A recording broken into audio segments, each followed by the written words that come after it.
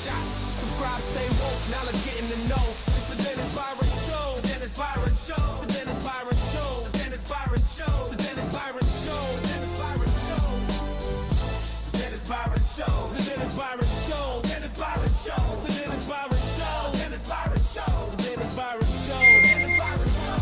Welcome to the mic. It's the Dennis Byron Show. Breaking headlines, truth in every flow. From courtroom seats to exclusive shots. Journalism raw, yeah, Byron calls the shots. Subscribe, stay woke, now let's get in the know. It's the Dennis Byron Show. Welcome to the mic, it's the Dennis Byron Show. Breaking headlines, truth in every flow. From courtroom seats to exclusive shots. Journalism raw, yeah, Byron calls the shots. Subscribe, stay woke, now let's get in the know. It's the Dennis Byron Show. The Dennis Byron Show. The Dennis Byron Show. The Dennis Byron Show. The Dennis Byron Show. The Dennis Byron Show. The Dennis Byron Show. The Dennis Byron Show. Dennis Byron Show. The Dennis Byron Show. Dennis Byron Show. The Dennis Byron Show. Dennis Byron Show. Welcome to the mic, it's the Dennis Byron Show. Breaking headlines, truth in every flow. From courtroom seats to exclusive shots. Journalism raw, yeah, Byron calls the shots. Subscribe, stay woke, now let's get in the know. It's the Dennis. All right, ladies and gentlemen, thank you and welcome to another episode of the Dennis Byron Show. We have a very special guest, and we got to send something to our co-host. But before we do that, ladies and gentlemen, welcome back to the Dennis Byron Show.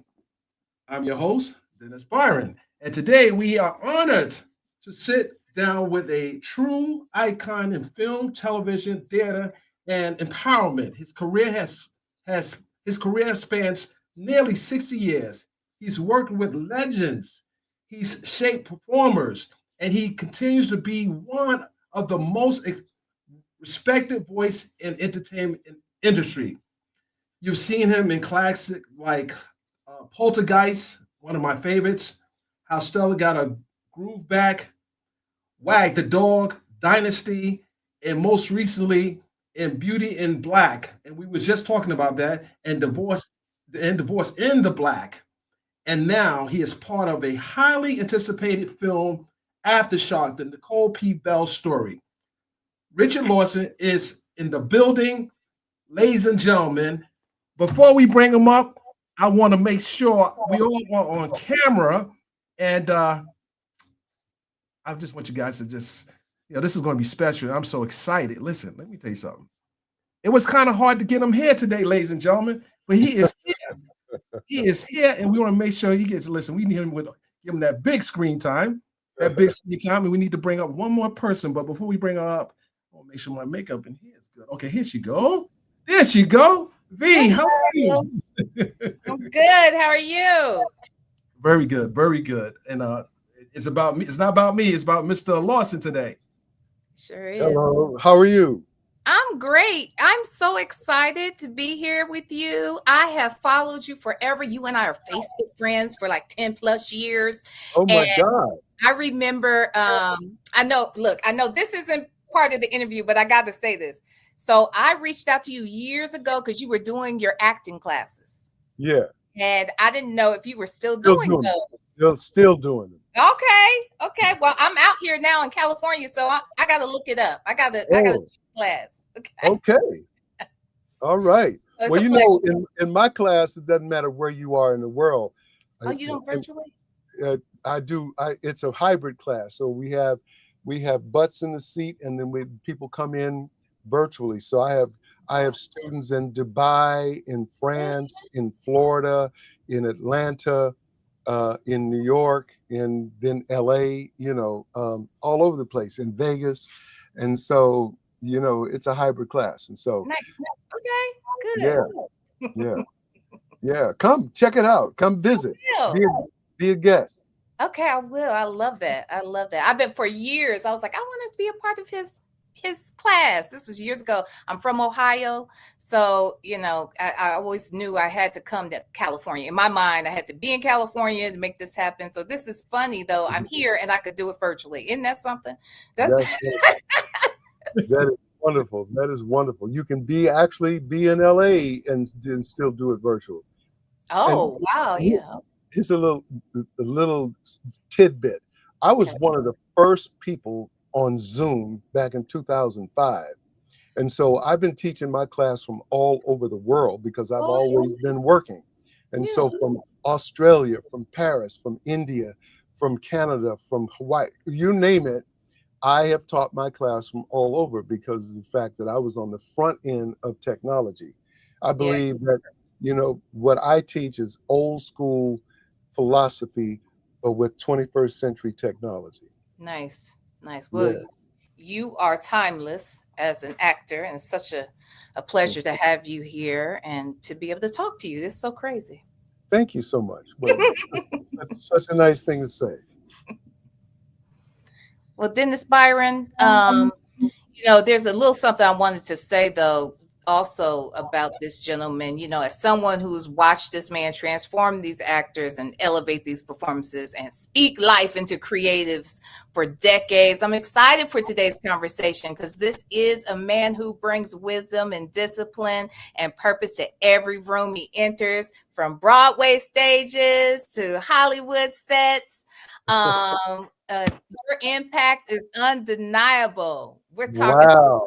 empowerment and legacy and the powerful storytelling behind Aftershock as well. And so I want everybody to sit back, relax, and get ready for a master class. We're gonna have our master class right here, Dennis Byron. Wow. Wow. Listen, I'm And gonna yes, do my best. yes, sir. And once again I appreciate you being here. And let's just get into some things. But before I start, V, text me the email address. First of all, what initially drew you to the project Aftershock, the Nicole P. Bell story, and why did you feel it was important to be a part of telling story about Sean Bell's, story with Nicole's perspective? Well, three things actually. The most important thing was the fact that Sean Bell got killed on his wedding day, and it was a travesty of justice, and that in itself is, we have to tell these stories. That's part of what I call artivism. You know what I mean? It's activism through art. The second thing was that to have the opportunity of playing Reverend Al Sharpton, which is, a challenge of playing anybody in real life and they're still living, is a Yeah. challenge in and of itself. And so the opportunity to bring that voice to life, and then for my second time of being able to work with Manny Haley, who produced that show, who is, prolific in terms of his filmmaking. I mean, Manny, I think, made like 22 projects in 2 years. And so he's really trying to follow in the mode of Tyler Perry. So I have nothing but mad respect for that. And they did such a good job on this film that I've only seen the trailer, but I cannot wait to see it because I know it's good. And, Nice. and I met you years ago, but I recently, the last movie I saw you on was Soulmates, and that was a good project as well. You told me you had something similar in the animated version. Let's talk about that. Well, maybe about 5 years ago, I co-wrote an an animated movie called Soulmates. Yeah. S Oh, O Soulmates. It's about shoes, and it's this oh, really exciting story about these two shoes that were like twin brothers, but they couldn't have been more opposite in nature, and them dealing with the society and in a universe where there's an evil leader and they get separated. It's a really wonderful. One of them falls in love with a skating shoe. It's a very wonderful story that's still being done. Animation takes years to complete, and it's very expensive to make. So we'll see what happens when that comes to life. nice. In the film Aftershock, this film revisits a tragic chapter in American history. What emotional responsibility did you feel stepping into a project carrying so much real world weight? Well, you know, the one thing over the years of me being in the business, one of the things that I learned is that art has a way of being more effective than just about any other thing. Art can change the course of something in a line, in a word, in a film, in a play. I was in a play called what was the name of it? God, the name of it is escaping me now, but it was about DNA um, for saving people who were on death row. And that play was so successful in its effect that 14 states changed their death penalty laws. And so art can change the world when nothing else can. And so maybe by seeing this film, that this film will be able to go and reactivate justice, because, you know, the people, those officers who committed this, they got off. And maybe, you know, as an old man told me one time, every goodbye ain't gone. So maybe art can reactivate the investigation and they can take a second look at this. Mm-hmm. Now, how did you think that the creative team and the producers sort of shaped authenticity where these characters were concerned in Aftershock?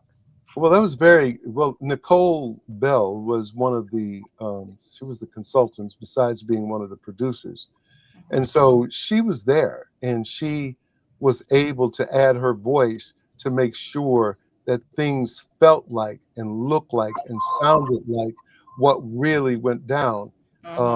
And you know, and there was a lot of, she had a help from a lot of other people who were around that time, and I had an opportunity to meet some of Sean's friends, and so there was a lot of oversight in terms of making sure that it was authentic. And the director was hell bent on that, you know, making sure that it was right in the same tone and zip code of what really went down. Let me piggyback off of something you said earlier about playing Al Sharpton. So again, I'm sure that is a lot of pressure on some level to play someone who's still alive. Do you meet with them and talk to, I mean, we have enough footage out there of Reverend Al Sharpton, but did you have a conversation with them at all about this role before you took I did. I had the pleasure of doing a Zoom call with the Reverend, and we talked a good bit about his life, about, you know, when he started. You know, he's been preaching since he was 4, and he became anointed when he was 8 years old. So his life has been dedicated to the Lord and to civil rights and oppression, and so he's dedicated his life to this. And so it was such a pleasure talking to him, and the greatest pleasure of all was the fact that he wrote me a note and saying that he was so happy at the portrayal, and that, you know, that it was a moment, one of the greatest moments of his life, to see him being portrayed. And so, I mean, it makes me you make him look good too. Don't get it twisted. He's like, yeah, the perfect actor to play me. You know, you Hey, make look, him look real good. Hey, I can show you a picture, side by side picture of Al and myself. It is striking. It is so striking. It was like, what? Oh my God. And so, and because I played Al in 2006, he was a little bit bigger. He wasn't as big as he wasn't as big as he was, but he was in his medium size thing. Now, you know, he must weigh 120 pounds. Right. He's so little.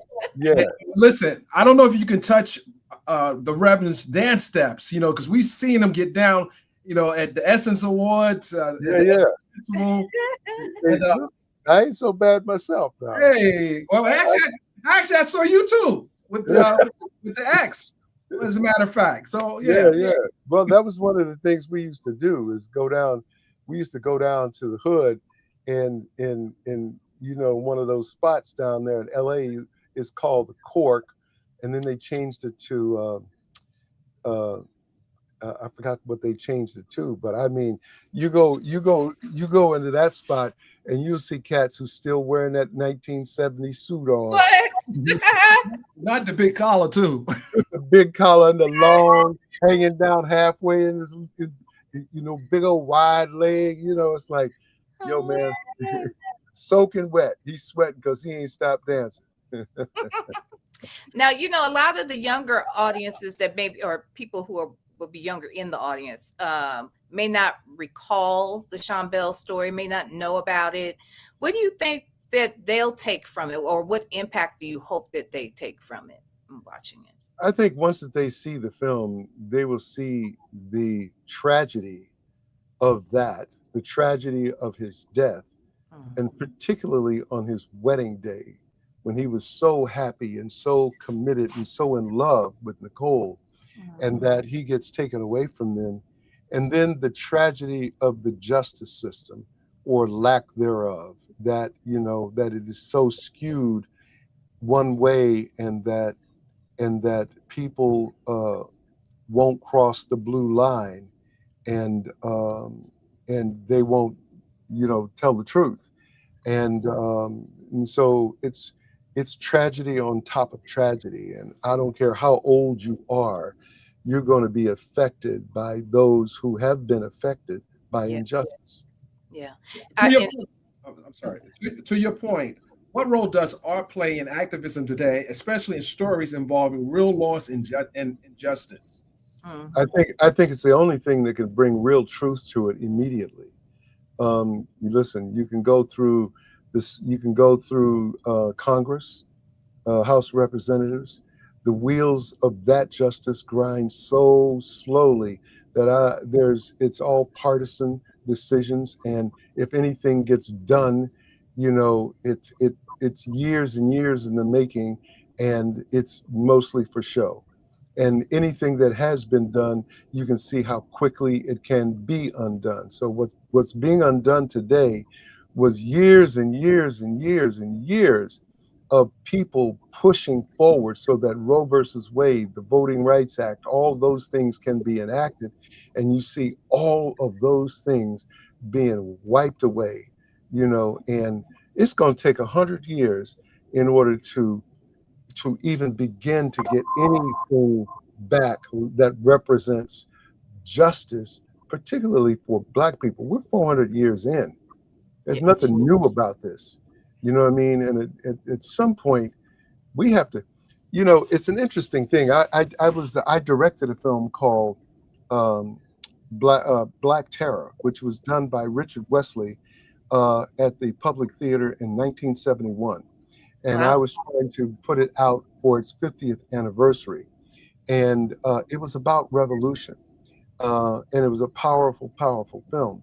But not so much the revolution of military revolution, like it was really more about, this is what will happen if we don't understand that the real revolution is economic, is social, political, spiritual revolution.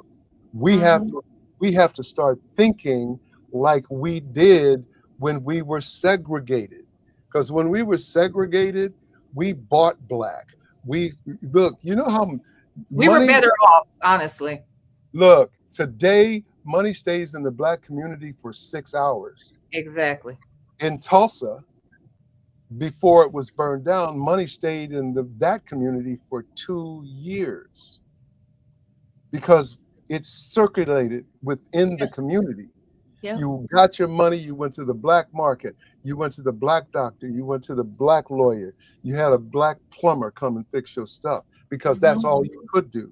And then when that went away, then our money started going in everybody else's community. Yeah. And so therefore, I'm sorry. I'm sorry. all I'm gonna finish it off by saying, which robbed us of any kind of power that we have. Black Mhm. community generates $2 trillion a year. 95% of that goes to consumerism. Yeah. We And we we buy, don't have any money, but we spend all the money we get. we spend it in other communities. We spend it on Gucci, Poochie, Ducci, and all that, but we don't, Mhm. we But don't not spend. revolution. Yeah. So, you know, but as I look today, I'm emboldened by sisters like Jasmine Crockett. Mm, Mhm. okay. I love Jasmine. That I love sister Jasmine. has a head on her, and she is not to be bent. She will bend, but she won't break, and Mhm. she ain't bending that much. And You I know what I want to mean? make sure she stays protected. You know what I Yeah, mean? yeah, But for she's sure. definitely our voice right now. Yeah, So to your point, uh, in the past couple of weeks, Stephen A. Smith had some choice words about Jasmine Crockett. When you see people that look like us going against people that look like us in fighting for a cause that's going to help the betterment of our people, how do you feel about that? Being a legend yourself. well, the one thing I really learned is that there's never going to be one solid voice. There's not an ideology that we have that everybody's going to be on the same page. Look, I'm not upset when somebody has a different viewpoint than mine. Mhm. It is what it boils down to is, can we have a communication, and can we respect the positions that you know, where we are diametrically opposed? Can we have a communication and have a sense of respect Mhm. where, because we think differently does not make us uh, wrong? It doesn't make us demonized. It doesn't really make me your enemy. It Mhm. just makes me have a different opinion than you. I'm not afraid of Stephen A's opinion. I don't agree with a lot of them. You know what I mean? But he's entitled to having those opinions, because at the end of the day, when I look at the people who supported Donald Trump in terms of his running for office, and you think that certain things are going to go down a certain way because you believed him, and now you see what he's actually doing. You see He's doing what he said he was gonna do. He's he's doing doing he he's doing what he said he wouldn't do, or he didn't know and nothing that about. too. I don't know nothing about that. I didn't write Project that. 25. Yeah. Yeah. And if you believe that, like, why pay attention to what happens with this Jeffrey Epstein thing. You know what I mean? Because that really tells you who he is. Here's okay, not trying to like go too deep into this, but honestly, I at this point I don't even trust the Epstein files because it's taken too long to get them.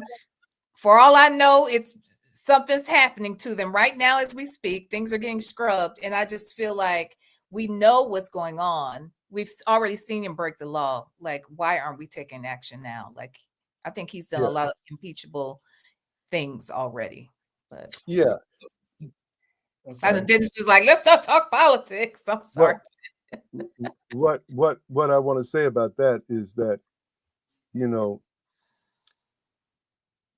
we surprised that people will stick with him no matter what he does. No matter what he does, people will stick with him. I don't And think what that tells you is, why are we surprised? Because we've always known who those people are and what they're about. We just hoped for something different.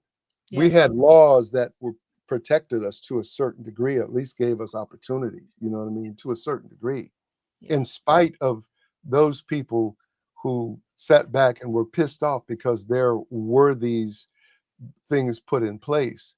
But Mhm. the fact that 75 million people voted for him, I'm not surprised by that. And I'm not surprised that they stick with him like that. You Really? know, No, not at all, because the fact that this is where this country came from. Where do you think they went? That's They true. didn't die off. They had children, True. and those children grew up in the house hearing that. True. And now it's coming back to bear that the children of all those folks in Jim Crow are now resurrecting their parents and their grandparents. So I'm not surprised at that. You know what I mean? Go ahead. To piggyback off what you said, recently Marjorie Taylor Greene, who is a congresswoman from Georgia, attempted to give him some pushback as it relates to questions about the files, the Epstein files. And then we do know that there's some controversy surrounding the death of Charlie Kirk and how that actually happened with Robinson. Do you think that he's losing footage with his base based on these files? And because I see a lot of young people pushing hard, against the MAGA base. Do you see that there may be a tide changing with this, based on these files? I think it may be a little early to say that, you know what I mean? And it's kind of hard to read in terms of what he's actually losing. And one of the things that I think he's trying to insulate with is gaining control of the military. And so, basically, he doesn't care what kind of upraising is going to happen because he will surround himself with the military. And so, this country is starting to look like Nicaragua and other countries. Yes. I mean, Yes. And so it's like, and that's exactly what he wants. I'm So scared. I'll be honest, I'm scared. And I don't want to live like that, but I'm a mother of a black son. And I'm very afraid. don't be afraid. Don't be afraid. Just be intentional. Look at what you need to do. That part right You know there. what I mean? You need to look at what you need to do so that you don't want to close your doors and curtains because it's just a matter of time before they're on your block. Yeah. You want to activate. What can you do as a journalist? You have a platform. You can speak to people. You can say, wake up. You can say, come on, we don't fold. Now is the time to activate more than ever. Now is the time for these movies like this to come out more than ever. Yes. You know what I mean? You're part of the artivism part of it. You're one of the voices that people can hear. You're the person in Africa who's beating the drum. Beat your drum. Yeah. Beat your drum and educate your son. Don't put fear in him. You're a single mother? Yeah. You're a single mother? Yes, I am. Well, Okay. I mean, look, he's grown. Let's be clear. He's 34 years old. I'm just saying, he's still my baby. Okay, he's still my baby. All right, and I'm still worried. That nigga can take care of himself. That nigga can take care of himself. Oh my God. Oh my God. Yes. I know. True. It's He Lord- ain't scared. I'm scared. You got a 34-year-old son? Yes, You I'm fine. got a baby face. You fine as cat's hair. Well, thank you. Thank you. Good genes. Good genes. Yeah, you Yeah. Now I do have a question. So let's change the subject just a little bit. Like, people know you from a lot of things. You've been in movies, you've been in shows. What things stand out the most that people remember you from? And let me say this. Mine, it's really mine is really Stella, of course. Okay. I'm a huge fan of Beauty in Black right now, for sure. I've seen everything in between that you've done. But one thing you weren't in that I always think of you when I see it, and I'm sure you have to have people saying something about Brown Sugar. When the scene where Tay Diggs finds Nicole, his wife, at the table, and she's having an affair, and the guy says, "Hi, I'm Richard Lawson," and I'm like, Richard Lawson. See, listen, I swear to God, I don't know how I got that reputation. And that they were, because whoever wrote that, I found to find out who the writer was, because the writer was trying to, they started some shit. They look, I love that. somebody told me that they said, "Hey man, do you know that they got your name in a porno?" And what? A porno, that there was an actor in a porno that was doing something, and he was an actor, and his name was Richard Lawson. His career didn't go so well, so now he was working as a as a porn star. So Oh my like, Lord. I wish they would leave my name alone. But do people say anything to you about the brown sugar thing? Do they mention it? I bring it up from time to time. I love every time I hear it. I promise you, it's one of my favorite movies. I'm like, well, he says Richard Lawson. I always think of you. But so who do people come to you and say they remember you best from? You know, it's so interesting. People will come up to me and say, "I loved you in Welcome Back, Kotter." Oh my Lord, Jesus! Because I didn't, no less than 5,000 times, people have confused me with Lawrence Hilton Jacobs. I get it. I can get it. And but in both ways, look, my own. So Black people do this. definitely. So I have, on my Substack channel, I have like a little podcast, and I have like dinner, like Sunday dinners, and Lawrence came over, and we were talking about men's health, and we were talking about prostate health and cancer and stuff. So he shows up at 6 o'clock, and I have a friend of mine that's cooking a plant-based meal, because I'm now eating plant-based. So he was cooking plant-based meal, right?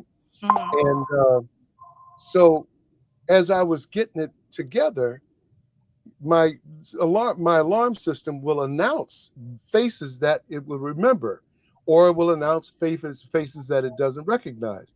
So it was like ding dong, and it says Richard Lawson is at the front door. Shut up.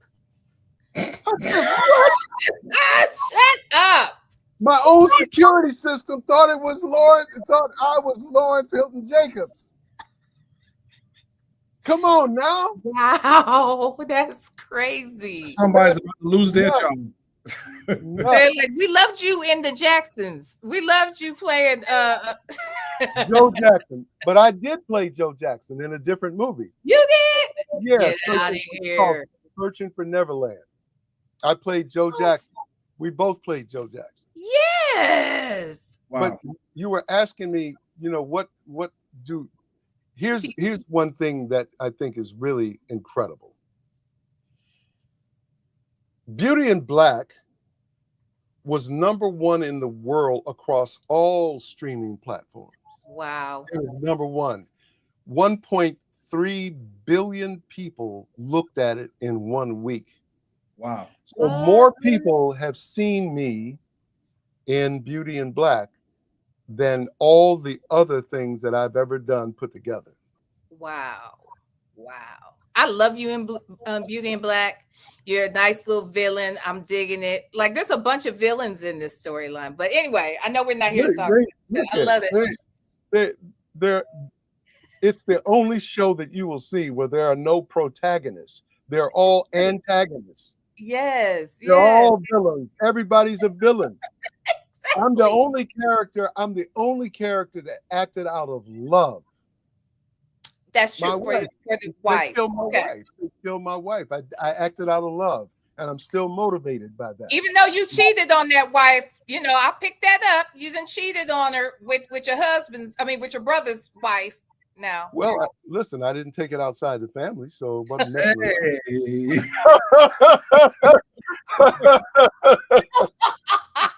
Lord have mercy. Oh God. Mr. Lawson, looking back at nearly six decades in the industry, which role or moment had the greatest impact on you personally?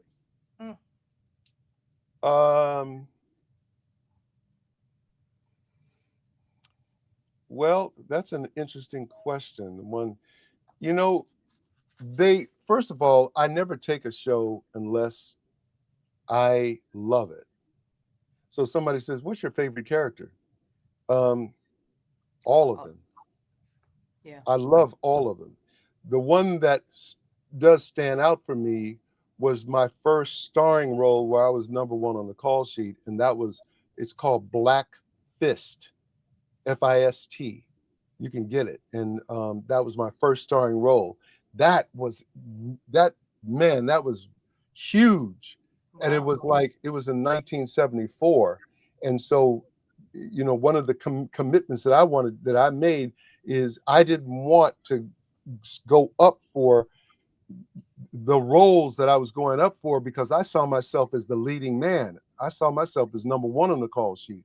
And my whole thrust and purpose was to be number one on the call sheet. And that happened just 3 years later. So that was real important to me.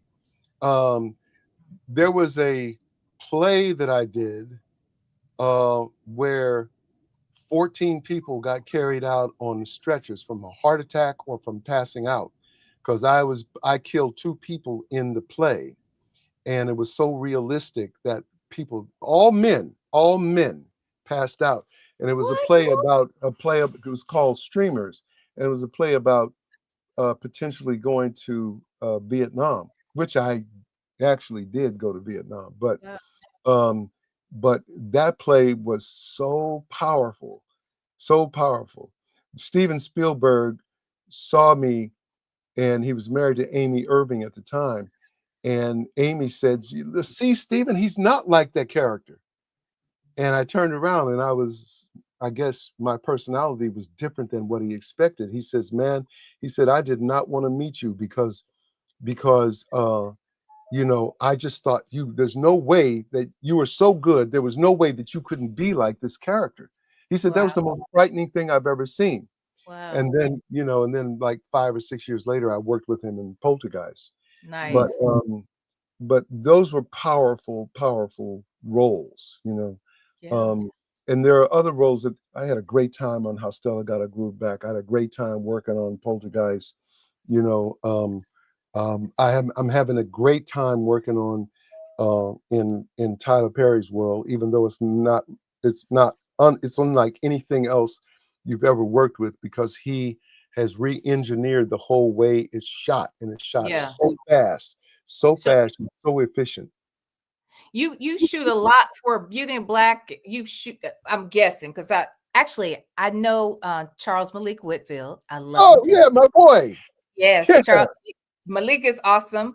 And I talked to him when he was on the other Tyler Perry show. I can't think of the name of yeah, it. I can't think of it either. But when he was on it, he would talk about how they would shoot like 100 episodes, it felt like, I guess, and then Tyler just releases so many, right, at a time. Yeah. Like you guys have probably, I don't know if it's changed, but did you shoot all, like, both seasons at one time? No, we Or shot the first season had 16 episodes, the second season has 16 episodes. Mhm. And the third season we're shooting 8 episodes, and then I think we come back and shoot another 8. Okay. But we shoot them up until now all at once, and then they release them. They release 8 in October, and then 8 in March or February or March, and that has proven to be very effective. That's me. That Oh, that shoot. Oh, okay. Yeah. You have another interview. No, my phone is telling me drink water. Oh, Um, I'm on a water fast, and so Okay. therefore are I you? gotta every 2 hours drink water. Yeah, I'm Boy, on my 9th day. go for it. Oh, Yeah, how many days are you doing this? I don't know now. I was gonna do. I aimed for 7, and I'm cruising. So Okay. it's like, but Okay. we Sorry. shoot 100 pages a day. Now I don't know if you let's put it like this. If this show 16 episodes, if it were Grey's Anatomy, takes them 6 months to shoot. Mm. 16 episodes took us 9 days to shoot. Wow. That's how fast we shot. That's amazing. Yeah. That's amazing. Do you like working like that? Do you think it's more efficient for the actor? I think it's more efficient for the storytelling that he wants to do. And I think the actors have to step up and step into it, and just throw down. You know what I Mm-hmm. mean? It's Mm-hmm. like it's sort of like this is a kind of a weird analogy, but it's sort of like, it's sort of like you're gonna get into a fight, so you're gonna back up and take your coat off, and you're gonna dance around and do some cute stuff, punch and then dance around, and it's a slow roll. Yeah. If this is a fight in Tyler Perry's world, you don't take shit off. You start you start you start throwing hands. It's like what you see on some of those shows where they snatching wigs off, and it's a rumble. It's a rumble in the jungle, Jack. You better get in. You better get yours in, because you ain't got no other. You don't have a second It's chance. not. Let me ask you a question. This question is from one of our viewers from D. He says, asked if he felt the weight of being a leading man. Did you feel the weight of being a leading man? Was there pressure that once you realized you was a leading man in the movie, did you feel the weight of that? Or how did you take it? Did you take it in stride Um, or I only felt back when I first got into business, only because I wasn't trained and I didn't have enough experience. That was a little weighty. It was like, oh my God, man, what am I going to do? Will I be able to handle it? So I had a little anxiety about that. But since then, you know, acting and this business is standing up on a stage, butt naked, and turning around real slow. And I'm made for that. All I, right. I'm made for that. You know what I mean? Look, it's like not. I don't want to talk about that, but I'm just giving you like the example of what I'm made for. Like, I got a divorce 2 years ago, and really? uh, if y'all What? Didn't hear that. What? No. and if y'all have been looking at the press because of the largesse of it, you talk about a stage and where people it's sort of like you're in a fishbowl Scrutinizing. and the world is like looking at you like that. It was like, yo, I'm made for this. Come on with it. Mm. Because the fact that, it all it did was made me stronger and understand process, pivot, and proceed, and understanding that, oh, I get you, God. This is you are pointing me where I need to be. And this is what I need to do. So this is a gift. And so you have to learn how to process, pivot, and proceed. And knowing that if you on that platform, it's gonna be like that. And Yeah. you better get used to it, and you better be able to deal with the stares. And so you welcome it, and you Yeah. find the warmth of it, and you Yeah. allow people to judge you, and you allow some great relationships to become conditional. It's all good. Y'all do what you got to do, because I'm gonna do what I got to do. All And right. so you know what I mean. It's like I thank God for putting me in a platform that I'm comfortable with being naked on the stage. Did See, you? So that's why you got mixed up with that porno guy. See what you said? You better stop talking like that. They're gonna confuse you again. hey, you know And what? listen, and Talking about listen. It's being all, butt naked on the stage. hey, Stop it. look. And if I had to get butt naked in the porno, I'm tearing it up. Oh my God. You play every role well, right? I'm You a just put play. your And all in look, everything. I'm a good actor, baby. So, Eleanor, this is going to get clipped out. Probably. Yeah. Hello. Let- I think I want to ask you about your actor studio. Yeah. Like, what is the first thing you look for in a new student? Do you accept everybody who wants to sign up, or what's the process to even participate? The first thing I look for is attitude. You have to have passion.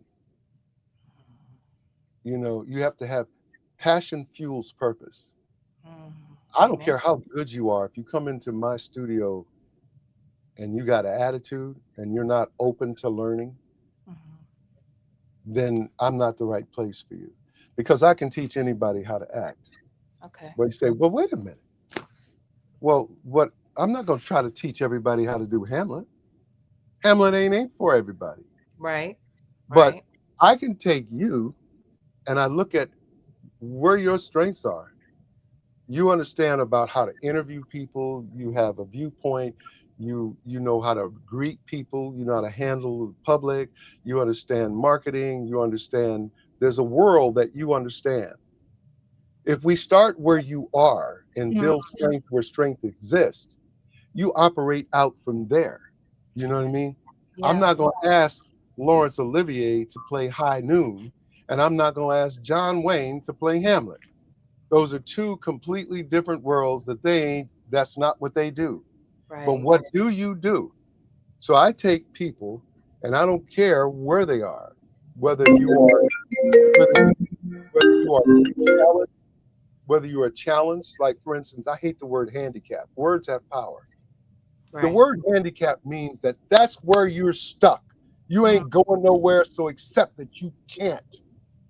I've had people who had conditions, and I took the word handicap away from them, and I let them look at the possibilities of considering themselves challenged, Mhm.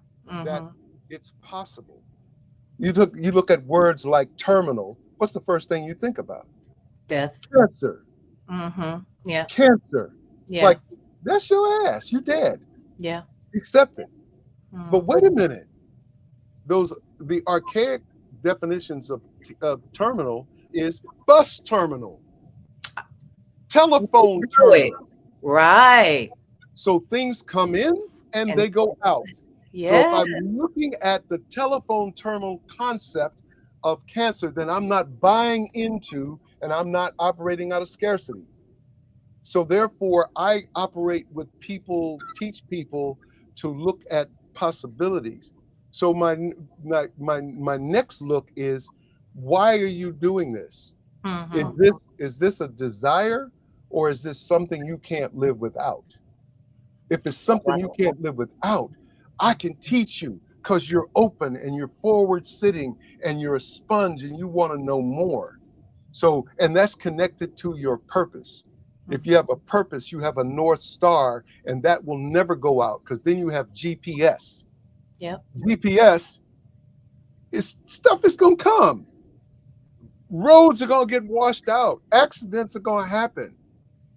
Floods happen. Fires happen. You know, It and all you do is reroute. You reroute and Mhm. you reroute, but the destination never changes. You're still headed towards whatever that dream is.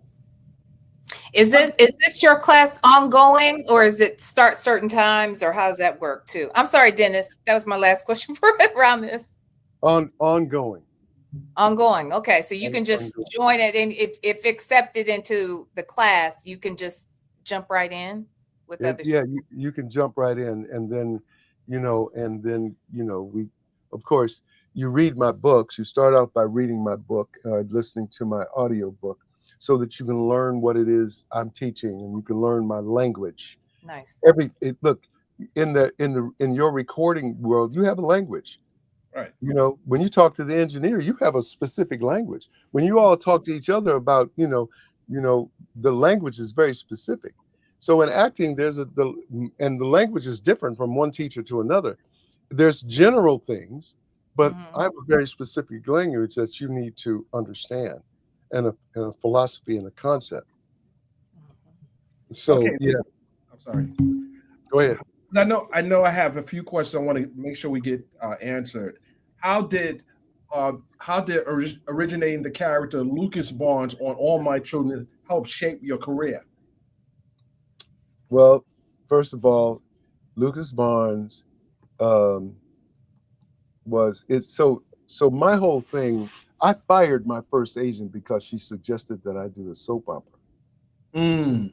And then when there was a strike in 1991, nobody was working, and it was like nobody, you know, it was like it was economics. You know, the idea, the possibility of all my children sent out a thing and said, "Hey, would he be interested? We'll fly him in New York and we'll interview him. He don't have to read or nothing." So I flew to New York and I met with them, and I flew back home, and then they wanted me. So I saw it as an opportunity for me to go into a soap opera for 2 years, because it's a huge audience and Yeah. it's immediate. The Yeah. first day after I worked on All My Children, and the first day it aired, I left my apartment to go to D'Agostino's grocery store, and man, people knew I was in there and they came over. It was immediate, right? People Wow. know you. And Yeah. so it was like I wanted to You're in bring their everyone. house. You Yeah, come into their home. you're part of their family. Yeah. Their mothers and their grandparents been looking at you and everybody before you for years, because people inherit them stories. They call them the stories. Yeah, the stories. The stories. Yeah, and Yep. people Yep. inherit them, right? Yeah. And what you inherit is the story and the network. So everything on ABC you looking at, you know what I mean? And And so if I'm correct, it was on Columbus Circle on Broadway. D'Agostino's was not too far. it was 160th Street, right at Columbus Circle, right there. And I lived on 66th and 10th Street. So I was 6 blocks. I just could walk to work. And Wow. so, you It know, was 10th Street or West End? 10th Street, right? it was 10th Street, but it was the last building on the west side Okay. on 60th Street Mm. and 10th, 11th Avenue, but it was the last building on 60th Street. What are some of the misconceptions that new actors have about Hollywood and this process of making it big? They want to short circuit everything. They want to jump the line. They don't want to do the work. They don't want to work on their voice. They don't want to work on movement. And so they learn. They're looking for, you know, people come to Hollywood and said, "I'm looking for an agent," and it's like, why? Because you're not ready for an agent. What's an agent gonna sell? Persona, your Gotcha. personality. Well, you know, you don't have a skill set yet. Mm. You know, what if you got lucky and you got based upon your personality and they hired you for that and it's a comedy or something, good on you. But then at some point, you know, when other people start asking you to do other things and you don't have that skill set to Right. create characters and stuff, what Right. you gonna do? Right. What you gonna do? And so therefore, learn the craft. Take the time to learn the craft, because you see people think these short, you know, we live in a world where it's like remote control. It's like little quickies. People are into quickies. You know, for the life of me, I don't understand how these young people meet and they get engaged so quickly. It's like, wait. Y'all don't even know each other. Y'all What don't even know. After you You leave, don't know this nigga. after you get to the door on your way out, and you say, "That was good." What's your name? Right. What your name is? What's your name? What's your name is? Right. So it's like you got to learn the trade. You got to take the time to learn the trade. Why? So that you can run the marathon. Right. Me and Denzel and Sam and Glenn Turman and Lawrence Hilton Jacobs, you know, and LaTanya Richardson, and you know, all these folks. We've been in this business 50 some years. We understand the marathon. We understand how to ride the roller coaster. We understand that, you know, that as Lou Gossett told me, you're gonna get discovered 15 times. And he ain't never lied. It's gonna be dry times.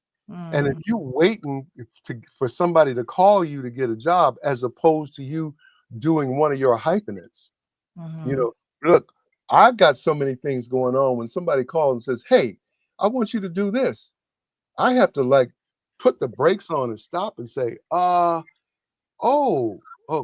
wait a minute.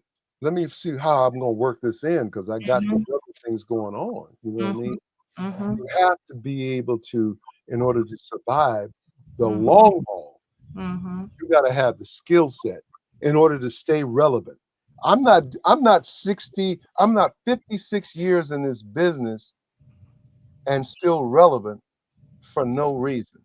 My That's ear, right. That's my right. ear has been to the ground the whole time. Mhm. I am I am currently taking a class in AI right now. Why? So that I can be in front of it and so I can use it to my advantage, not to take jobs away from anybody, you know, but so that when that happens for me, because it's going to happen, you know, where the job thing will come into play, but I'm not the victim of it because I'm able to create my own destiny Right. because I'm in front of it and I understand it and I know the safeguards of it. I've always been in front, not Right. behind the curve. And Right. so, and that takes time and takes patience. It's funny you say that. We might be taking the same class. Tony Roberts. Tony Roberts is doing AI. Yes, yes, Oh, yes, baby. sir. Yes, sir. Yes. Sir. Okay. Yes, sir. Okay. I'm gonna He's look for your teaching the AI class. Okay. Oh Yeah. my goodness. Yeah. We can't tell them too much about it. They got to sign up. They missed No, it. no. I can't sign up for everything. I got to sign up for Mr. Lawson's class. I can't do it all. You can sign up for my class, and I'm gonna tell you that you got to get into an AI class too. Okay. Mm. Okay. Yeah, That's just so you can work more efficiently. and So get some I know what you was doing this morning. I know what you was doing this morning because I was doing the same thing. getting some hours back, sir. We getting some hours back. Getting some hours back. Getting some hours back. Look, and interestingly enough, the conversation that I had on my team, that I had with my team just before this call, was talking about those things that I learned about myself Mm. in terms of I got so many great things going on, but I hadn't cracked the code yet in terms of how to get those market and create those things and have my Substack channel be able to create this content on Substack and then it takes them and breaks them down for IG, for TikTok, for Threads, for YouTube, and that it puts the right piece from the Substack up there in the right format, so that in these little pieces, so that I could market to all of them and not be trying to figure it out. It You not better only right. It not only allows you to think from different side of your brain, but it makes you much more efficient. much more efficient, much more efficient. I'm telling you. And that what I learned from that was the conversation I had with them. And what we found by asking the next question was mind-blowing. It was like, here's a key. Oh, this is a key. Because I'm trying to convert free subscribers to paying subscribers. Right. Yep. And I found a key thing that I was missing because my content is amazing. I think my content is amazing. I would want to come as a subscriber because I'm talking about some cool things. I'm writing about some cool things. I'm sharing some cool things. I'm sharing some tried and true things. And it has some humor to it and stuff. And it's like, but I'm doing too much. I'm doing too much. I'm operating in other areas that is, when I look at the data, it's like not a lot of people, the numbers are, some people are interested, but that's not my brand. Go where my strengths are. And my strengths is my IP and my intellectual, all the stuff that I've learned in 64 years. Right. I know some shit. Excuse me if I'm cussing. No, it's okay. We're here, sir. We're here. We're here. Good. So I know some fucking shit then. I know stuff. I know stuff. and I share stuff that's valuable stuff because I've been collecting stuff. I've recorded every class I've ever taught. So I have all of that data. And any subject I have like 20, 30 different tapes talking about that, you know, and all of that's going in my memoir, and a lot of that went in my book. But it's like I got stuff in the cupboard, you know, that people can use, valuable stuff. I just got to learn what's the key. It's a keyhole. I got to get that right click, click, that the thing to unlock the door so that people can come in. And when they come into Substack, I saw Ava DuVernay started in March for free. She was giving free content. And then in May, she put it behind the paywall, so they pay $7 a month. She has like Still a bargain. She's still a bargain. She has like 37,000 followers. $7 a month. Okay, and she ain't stopping there. So when you're looking at 100,000, 200, 300,000 followers times, yeah. And you can do tiers. Don't forget, you can do tiers. You got tiers. You got tiers. Yeah. And I'm just talking about the basic. The base level. Yeah. I'm talking about the yearly or the founders group. You know what I mean? So, yeah.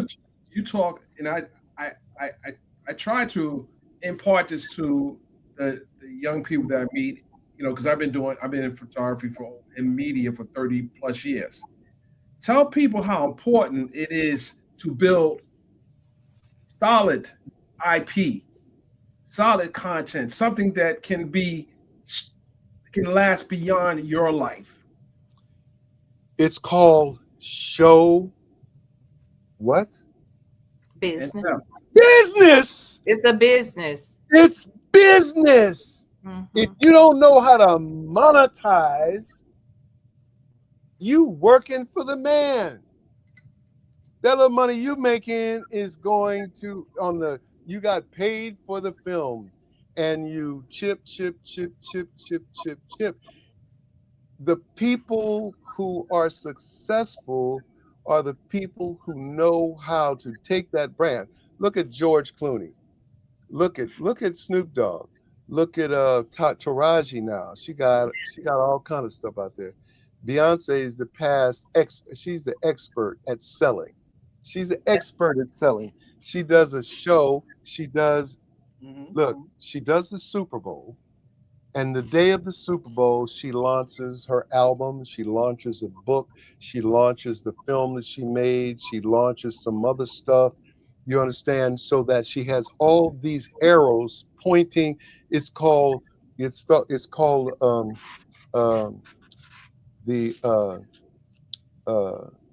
event strategies, right? So you get these event strategies, and you have one thing pointing to the other. So you take advantage of the marketplaces of all of them, and they're like spokes on a wheel. And so, you know, whichever capacities and whichever buckets you have developed this skill. And for me, I'm enhancing my writing thing because I have all these years of knowledge, and then the life experience before that. You know, I got stories, and I invented stuff. My IP, you know, stuff that I invented and copyrighted, I can put those into apps, and I'm learning how to do that now in terms of having, you know, my thought partner, if you will, say, go create this app, go create the contract. Your clone is helping you do a lot of this stuff. Helping me do a lot of that stuff. And so therefore it's about show business. The other half of my current book, which is the artist roadmap, navigating your career through show business. The second part of the book will be business. And so then I'm talking about how you handle the business of the business. And there's a whole, even before you dealing with your IP and before you're dealing with the things that you create, it's in terms of how do you deal with the business of expanding your knowledge and the people who know you, and creating your numbers, because people are hiring people that have followers, Yeah, that's because what they're hiring them for. Yeah, yeah, that's the they, thing. Yeah, that's box office. That's box office. You yeah, know what I mean? butts and seats. Yeah. Butts in seats. Let me say this: you are so timeless, and I think that that's why, because you understand that things change and you evolve with it. I'm also a fan of your daughters, Bianca. I love her. She did her thing in Queen Sugar for sure.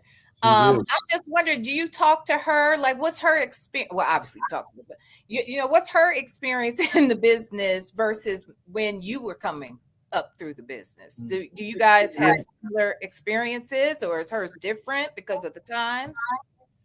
Well, she's 46 now, and Get she's out of been, here.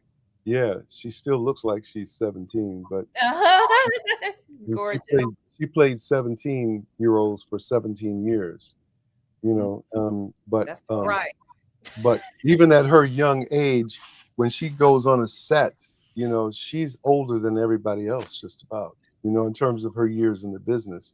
Mhm. Um, I've never, I don't get engaged in her career things unless she asks me to. Okay. And so she'll call me and she'll talk to me, and I'll give her advice about certain things. And but she has her own mind, and she handles her people and her team as well as anybody. She don't mess around. Mhm. And she's a pretty savvy businesswoman. Now I'm trying to get her to be more engaged in like directing and Oh, good. doing that side of things, but Yeah. so we do talk, but I you know because I'm a teacher, she's never been in my class. I was gonna ask that. So No, but I get it. I get it. She she wants tried, she more. came to class. She was in 3 classes before she said, "No, I can't do that." I can't So, do this with you, Dad. I yeah, can't. look, I get it. I get it. Yeah. it was like, yeah, I remember when she was young, she had an audition with Robert De Niro, and I forgot the movie, Bronx Tales, I believe. Yeah, yeah, yeah. I And love that movie. That's she was based on his life loosely, I understand. yeah, and there was this young girl that was in it, and she auditioned, and they loved her, but she was a little young. But in order to rehearse, we were in New York, and I didn't know any kids in New York, and she had to do this like romantic scene. I remember that scene.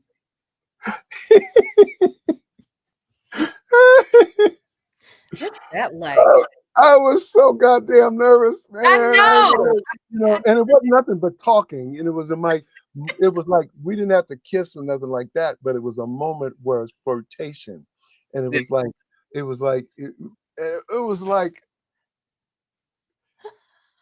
I swear to God, because she kept saying, "Dad, come on. Come on, this is serious." I said, "I know, baby. I know. I'm trying. I'm trying.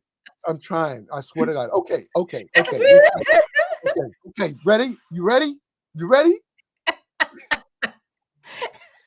She flipped the script. Get serious, Dad. Flip the script. She flipped the script. How She does was your approach as a stage director differ from being an actor? Like, what do you see I mean, I would think that an actor who becomes a director is going to be the best at it, but maybe that's just my ignorance. I would well, think you'd be the best. You understand the actor's experience. I that's part of it, an actor's experience. I might be able to help an actor get to particular emotion, Hmm. or unlock something, Hmm. or you know, like clear out the filter a little bit, so that they can get to that emotion and that they won't be afraid of it. You know what I mean? Or the nuance of relationship, or sometimes, that you can go the other way. Like for instance, anger has 360 degrees to anger. You know what I mean? Um, you can be just straight, you know, over the top and yelling and screaming, or you can almost be inaudible and quiet. You can be ironic. You can find humor in it. You can be sarcastic about it. You can go a lot of ways. It has a lot of colors.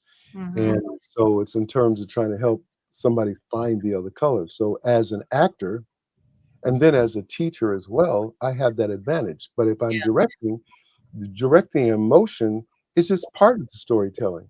The other part of the storytelling is where the camera is, how the camera moves, how the choreography and blocking in the scene goes, the things that you shoot, you know, as B-roll, and the metaphors that you use, the setup of, like, you know, uh, if you're shooting a shot and a character is in his life is small and he's trying to find his way, and you shoot him coming outside his building, and the building is symmetrical with the windows and stuff, and it's a big square building, and Mm-hmm. your cameras are way across the street, and so he seems real small against this large backdrop, which metaphorically is saying that, you know, he's little. He's his spirit is not big. You know, the way you shoot, whether Wow. you whether you leave whether you leave dead space, and if I'm looking, like for instance, uh I'm looking I'm looking that way, right? Mm-hmm. Whether my character is in this part of the frame and I'm looking there and that dead space says something, or whether I'm over here and there's no dead space so it's all in your face. Those Mm-hmm. those things are cinematic storytelling. So there's an emotional dynamic, and then there is a visual dynamic, and then there is a musical dynamic, and then there is a sound dynamic. I'll give you an example of sound dynamic. So uh, actors in the bathroom, and he's trying to make a decision about a relationship, and he's struggling, and he's it's a monologue, and he's talking to himself, and he's on the toilet. He's not using the toilet. He's just sitting on the toilet, and he cracks the door open, and and you can see the girl in the kitchen right through the cracked door, and he says, "God, I don't know if I can take this. I don't know if I can take it. I should leave." In the background, we hear the faucet going drip, drip, drip. And it's like a time machine that's basically saying you are running out of time. It's like a Big Ben clock. Mm-hmm.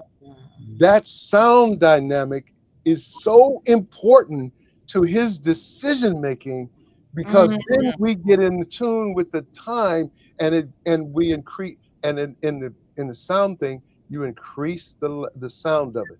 So as it goes, the sound gets louder and louder and louder, and by the time the scene ends, that last Drop. drip reverberates, and you know it's over. See, Mm. that's filmmaking. That's all filmmaking. That's a lot to think about. Never thought. Yeah, That's a lot. it's more than Who knew? it's definitely more than acting. So I worked with Manny on True to the Game, Yeah, and yeah, yeah, so we had this young actor. People knew him as Prison Bay. Never yeah. acted before. Jeremy Meeks, and I'm sure you met him at the. You met him probably over. I don't know if you met him or not, but Probably. he had no acting chops at all. This was his first role. I remember us being on the set and even showing him how to hold a gun. You got Mm, to remember, he just came out, you know, of prison. So mhm. the way you hold a gun in a movie scene may not be the necessary way you hold a gun in real life, Right, because you're trying to project a certain look. So right.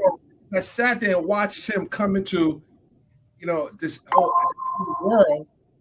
It was like This guy has no experience, and he's he's learning really quickly. Have you had any experience in your career of working with a new actor and seeing them catch on really quickly? Besides your daughter, Uh, well, if it's something that I'm casting, uh, then I'm gonna pick that up in the casting, and I'm gonna have him train so that he doesn't have that. You know, in the reason that give you an example, it's like, you know, you look at a movie and you'll see like suitcases, people picking up a suitcase, and they're walking out the door with the suitcase. Untrained actors will carry that suitcase out, and you'll see that suitcase move, and you know not a damn thing is in that suitcase. Whereas a trained actor is going to put some weight in that suitcase, so that when they pick it up, they got Just to pick it flying up. up. It's not like going whoop and they're walking out, and that puts the audience attention on something else. Or just like, you know, people who smoke and they say, you know, they don't smoke. right? They don't smoke. Even the way that they just hold a cigarette in their hand, the way they put a cigarette in their mouth. I played pool with an old man, Mr. Jordan. He would never shake the ashes off, but they would never fall. And he put it, and he tucked his head just slightly to the side, so that the smoke would go up. It wouldn't go in his eye. He would cock it to the side, and the smoke would go up the side of his face like that, because the cigarette is to the side. And he would shoot pool like that. It would never drop, right? So that's from experience, right? He's a professional. He's professional. And that's where your film can get people caught up in sidebar stuff that takes them out. And so therefore it's important to teach people, and it's in casting. You got to cast people in a way where you train them up, the way that they walk, the way that they sit, if they're going to sit on a horse, if they're the way that they hold the reins, you know, the way they walk, if they cowboys, you know, the way that they look if they just got out of jail. I mean, yes, and I have worked with actors. Speaking of Stephen A. Smith, Oh Lord. his cousin is named Junie Smith, and he's a filmmaker. And when Junie first came out to California, Junie will tell you that he was scared shitless because he'd never been on a set before. And I took him aside and I just schooled him and told him, you know, just to relax. And what you do here is this, what you do there is that, you know, and helped him so that it took the fear away so that he can feel present in the scene. So, yeah, I work with a lot of young people, especially if I'm in a film and they get cast and they don't know what they're doing. But if I'm casting the film, then I'm gonna make sure, if I'm casting this unknown actor, that I have a very clear reason why I'm casting him. You know what I mean? Like, for instance, if I'm doing a scene and it's Brooklyn, and I'm gonna cast an actor who's from Idaho to play a guy from Brooklyn, no. So I may, especially if it's like a one-day thing, I'm gonna get one of the locals who know how to talk with an attitude, walk with an attitude, you know how to enter a bodega, and do his thing, you know what I mean? Know how to order some here, California, at the deli. Can I have do you have avocado? Where New Yorkers, let me have a ham and cheese on rye and a Coke and some potato chips. You know, it's like bam. You know what I mean? So it's these little details that make a difference in terms of authenticity of your film. Absolutely. This is a great interview, and I'm gonna let you V ask the last question. What legacy do you ultimately want to leave in the industry and the communities that you've impacted? What's your legacy? that I kept the ladder down so that people can climb up, and Nice. that I've helped people. My whole thing, the reason I'm doing this is not to be a movie star. I'm doing this so that I have a large enough platform to help people achieve their dreams. This is why God put me on this planet. I'm just fulfilling my assignment. I'm on assignment. I've been doing this for 56 years, and I've been on vacation for 56 years. And so therefore, and it's about helping others. The stories that come to me in terms of like the girl that says, Mr. Lawson, I've been waiting 10 years to give you this. And it's like $10. And it's like, what's that for, baby? Because back, I was working with all my children at the time. On 60th, right there, Columbus Circle, girl came up to me and said, sir, do you have some money so I can get some food, something to eat? And I looked at her and I said, well, let me ask you one question. Are you high? Are you on drugs? And she says, well, to be honest, yes. I said, well, I'm not going to give you money to buy drugs, but I'll take you to that coffee shop and I will have lunch with you and I will feed you. And we went to that coffee shop and she had a hamburger and some fries and a Coke. And I had mine and we talked. And I said, well, if I can just leave you with one thing, I'm going to give you this number.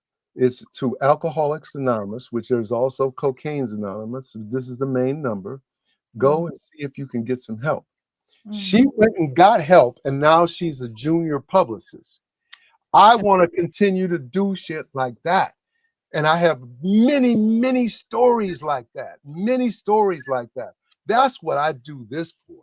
You understand me? So the legacy is he helped me to become a better person or helped me to fulfill my dreams. Wow, that just kind of got me a little emotional. I love that. I think that that's what everybody wants to feel, that they had purpose, that they fulfilled the assignment given to them. And I think sometimes we're just searching for the purpose, but once you know it and you can fulfill it, there's nothing like it. Hey, I'll tell you real quickly how my purpose came to me. So it was the very first thing I did. It was a musical called Golden Boy, and it was the last song. And the last song was called I Ain't Bowing Down. And I'm singing, I ain't bowing down. I ain't bowing down. And I kept singing that.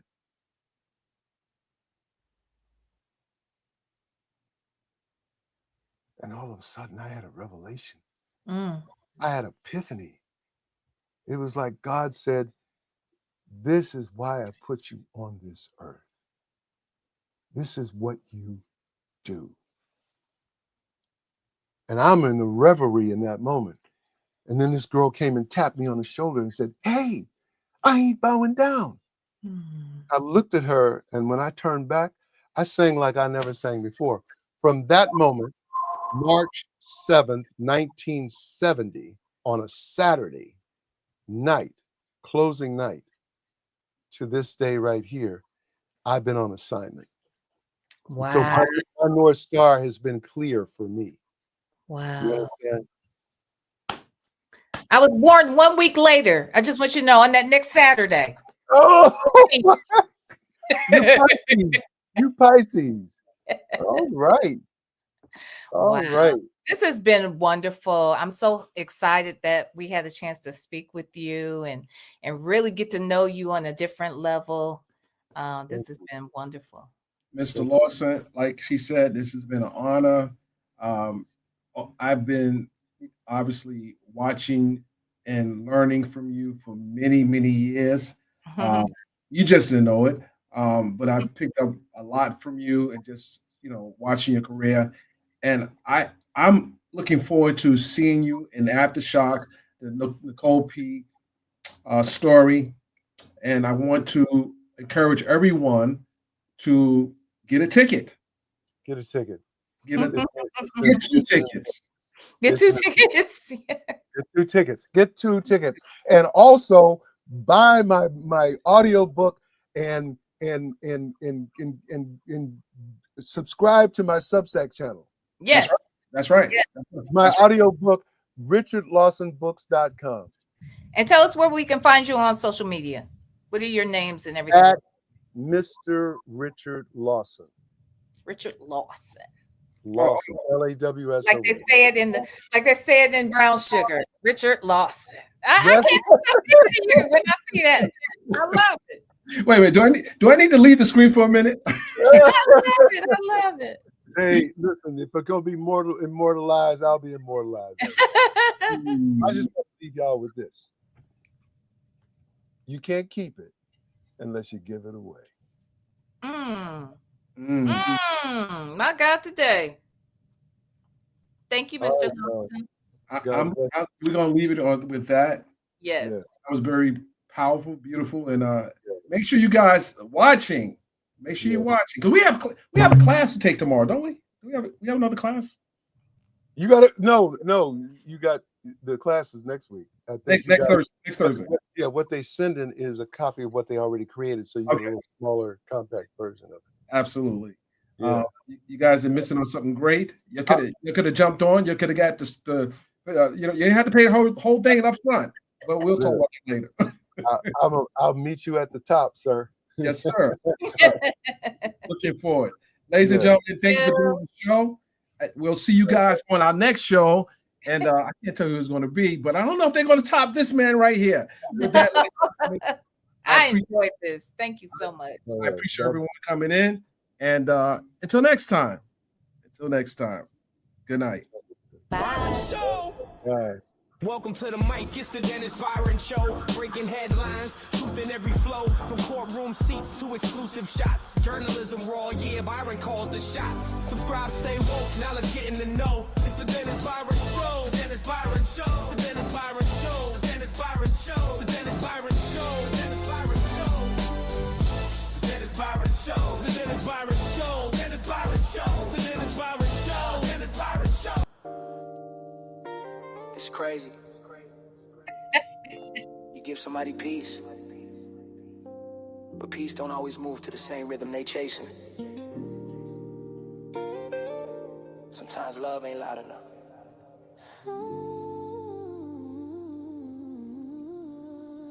We used to ride through the city lights, talk dreams to the morning sky.